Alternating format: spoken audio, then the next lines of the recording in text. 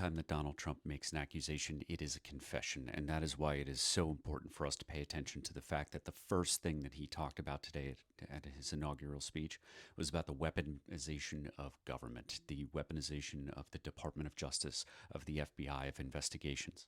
We have long known that this was a priority for Donald Trump. He campaigned on punishing his enemies. He campaigned on retribution, but it is extremely notable that it went from the campaign to the very first thing that Donald Trump said to the American public after he resumed the presidency. Now, this is something that Donald Trump has done before. It's not new.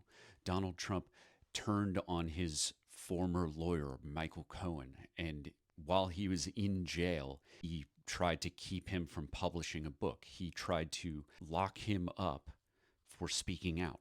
While President Biden did issue pardons to a handful of folks, those who were among the top priorities for Donald Trump and his goons to go after, the January 6th committee, members of the DC police and the Capitol Police who stood against the marauders on January 6th, 2021, but there are hundreds of Americans, even those outside of government, who've been listed by Donald Trump's most fervent followers, people who actually have close access to his campaign and now his administration. Hundreds of Americans are likely to face investigations, harassment, and potential other forms of legal intimidation. And some of those people who are on the Secretary of Retribution, Ivan Raiklyn's list, which has been sent to Elon Musk, are friends of mine.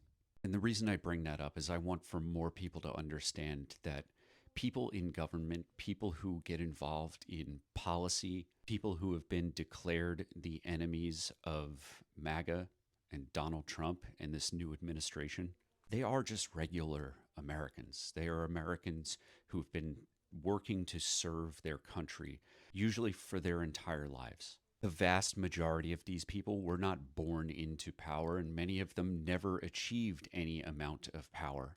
But for doing things like standing up for the rule of law and for science, doing the right thing was treated like criminal activity. While this is frightening, this is not time to panic. Remember that this is going to be 4 years. Now is the time to work on building community, building your own education. Days of #resist are over. You cannot be lazy with this. Focus on the local. All politics is local, and that's where the action happens. That's where the things that impact your life happen the most. One way that anyone can organize is by starting or joining a book club. You can do this at your local library. You can do this at your local bookstore. Start reading books like this, Strong Men by Ruth Ben-Ghiat, Surviving Autocracy by Masha Gessen, On Tyranny by Timothy Snyder. Read these books as part of a community. Discuss the content of these books with one another. When you learn about the history of fascism, you will understand how these things rise and fall. You will understand what you can expect from a fascist.